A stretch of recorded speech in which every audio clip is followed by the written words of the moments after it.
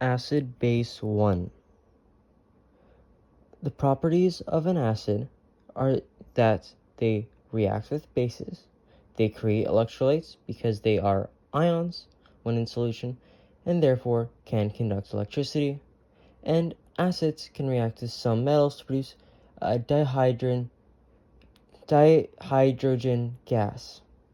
Acid will turn litmus paper red, acids taste sour, and acids will donate hydrogen or a proton to other substances. We will touch on that later. Also, their pH is less than 7.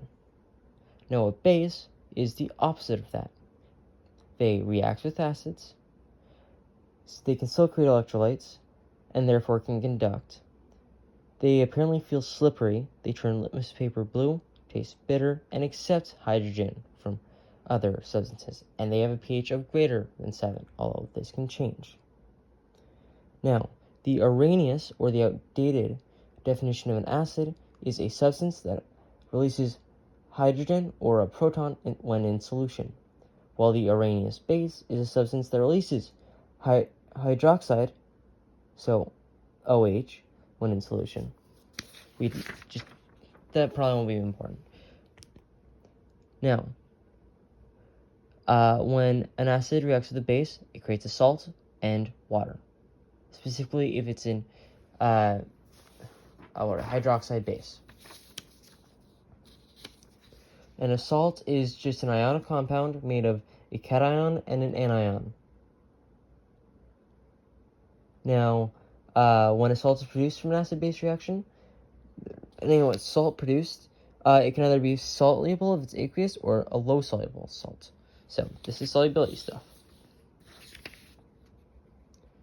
Now, I've covered the net ionic equation in a previous video, so we're all good on that.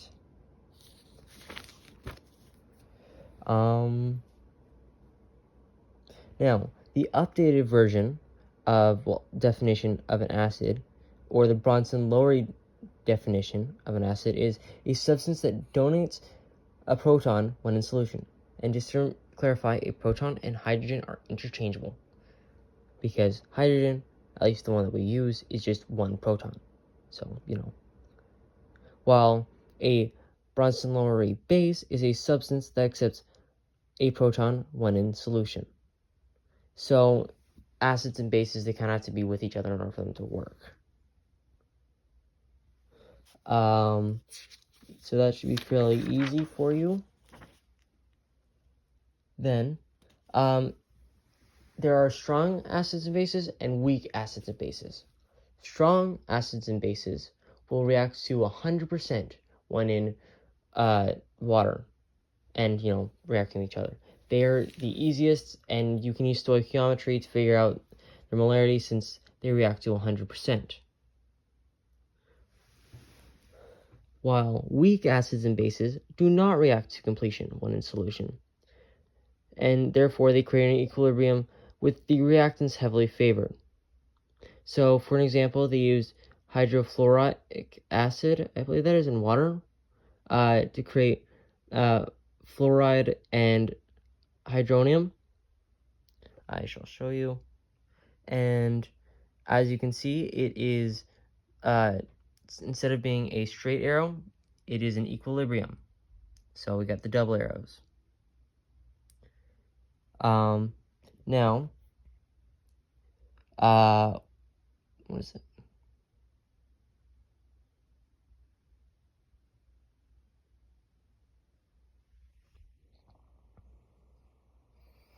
Oh yeah, hydronium is H3O and hydroxide is OH.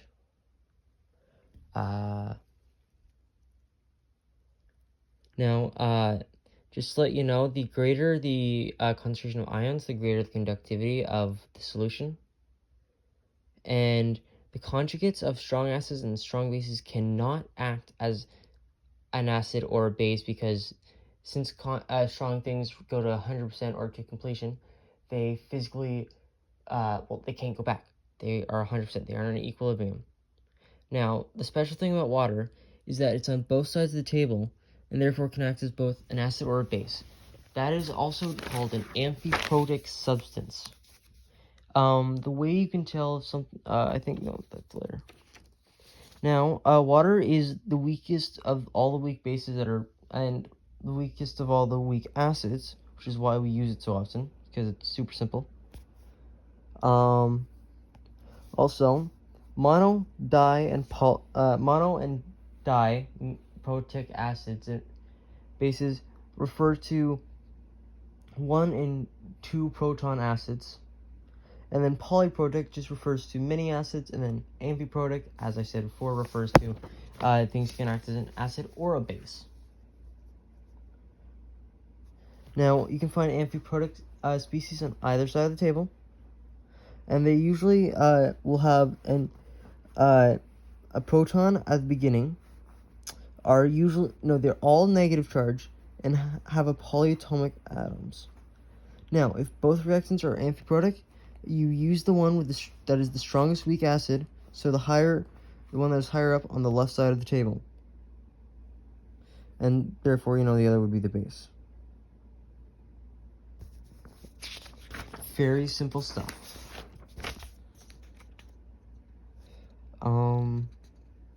Now the conjugate acid and base, I believe they're always just one proton off. It's just the reactive version. It's just very simple. I'm not going to explain any more than this because it does not need to be explained any further than that. Now, assuming that what is it? Now, to determine whether reactants or products are favored in an acid-base reaction, you first would want to finish the reaction and label the conjugate acids and bases. And then there is a competition, as you can see in this example, between the two acids that donate protons, and whichever one is stronger will win and drive the reactions. So however, both reactions are happening as it is a equilibrium. So, if the stronger weak acid was a reactant, the products are favored, and vice versa. So, if it was a product, the reactants would be favored. Now, this is another thing. So, with this, hydrofluoric is a stronger weak acid than hydrogen sulfide. Therefore, it's better at donating hydrogen, meaning that the forward reaction will happen at a greater extent than the reverse reaction. Therefore, the products are favored, therefore the KQ is greater than or equal to 1. Because remember, the KQ is your reactants over your products or reactants. So, if your products are bigger, then, there's more of your products, then that's going to, be bigger since it's base division, and vice versa. Now, there's a difference between concentrated and dilute acids and bases. So a concentrated dilute acid is a thing with is a solution with a concentration that is greater than 0.01 molarity, while a dilute weak acid, acid or base, has a concentration of less than 0.01 molarity. Now, H2, this is whenever you're doing stuff that involves the concentrated stuff, just don't pick water. It's bad because it can't change concentration.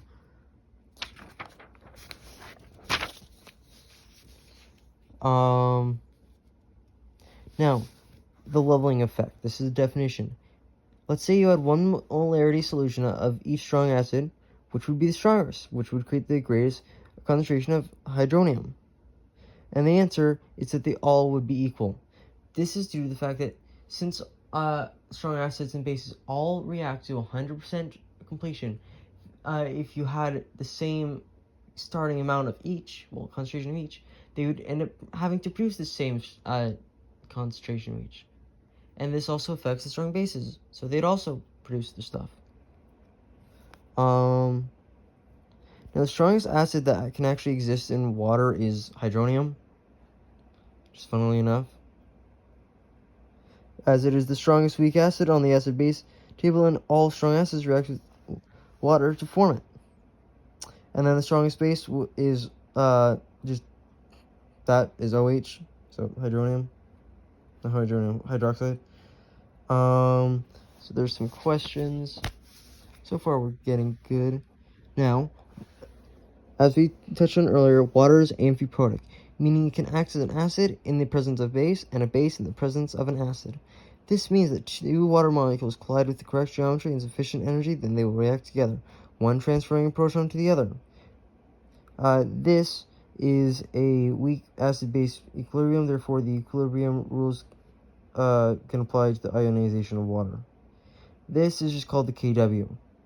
Also, the kW of water is hydronium times hydroxide, well, the concentration of water, I mean, and it's usually 1.0 x 10 to the negative 14 at 25 degrees Celsius. Also, remember that the formula for the ionization of waters, two waters plus 59 kilojoules can produce or be produced by hydronium plus hydroxide.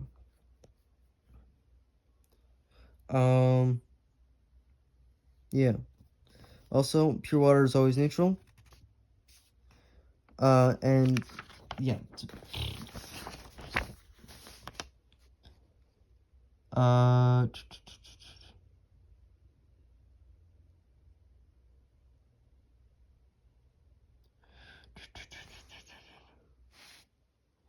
I don't think that matters, so we're gonna skip that. Yeah. Now, an increase of temperature will cause a shift towards the endothermic side, aka the forward direction if we're going with the water plus 59 kilojoules of energy as our forward. Therefore, the products would be favored, and therefore increased concentration of products and the kW increase, while a decrease of temp would do the opposite.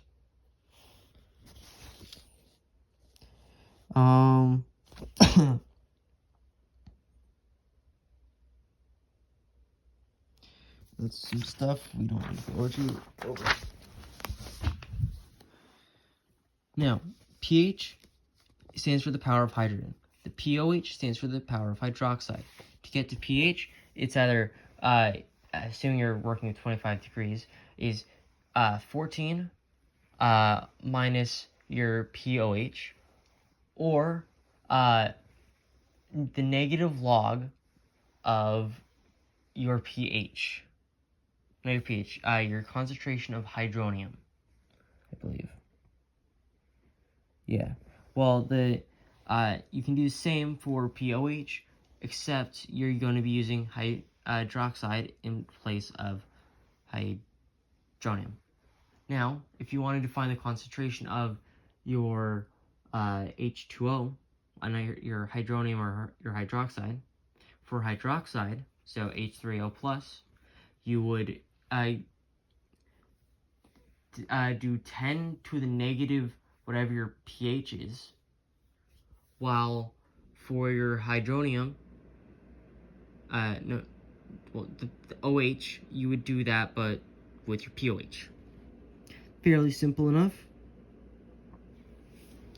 And remember, since pH and POH, they're opposites. That means a higher POH will result in a basic solution, while a lower pH will,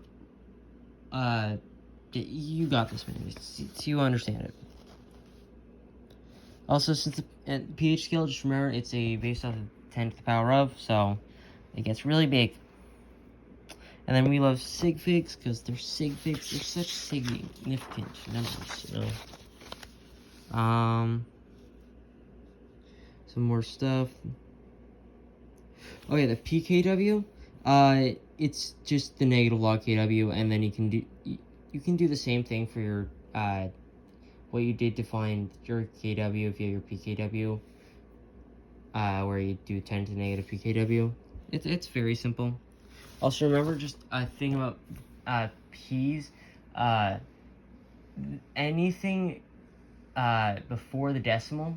So let's say you have a pH of 3.45.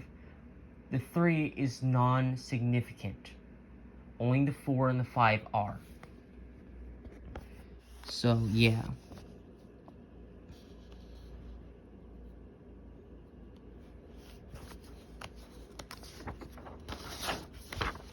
Now, this is a very long unit, so...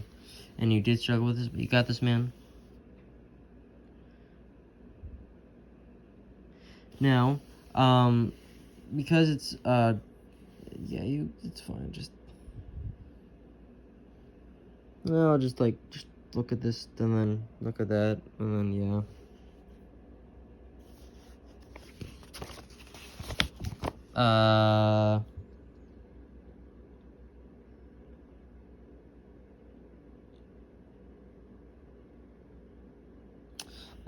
Yeah, no, that works. That, I don't think we need to know that.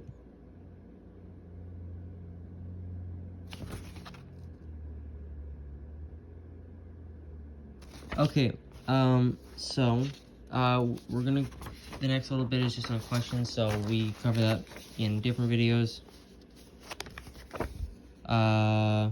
Titrations.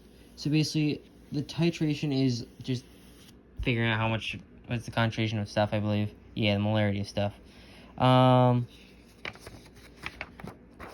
It's very useful, but basically, the flask is what holds it. The burette is what contains the standardized solution, so it's the stuff we do know. So we'll be adding stuff from the burette to the flask. Then the stuff that's in the flask is called the analyte, while the stuff that's in the burette is called the titrant. Now, we can use an indicator to just check out the pH of stuff and just make sure that it doesn't do it. Now, when the indicator changes color, it's gone over its endpoint or its transition point, and this is just what signals that the thing is neutralized. At least the indicator itself is neutralized. As the way indicators work is that they have HLN turns into ln plus H or something. I don't properly remember. But basically, those two will end up equaling each other at some point. So yeah. Hopefully this is helpful.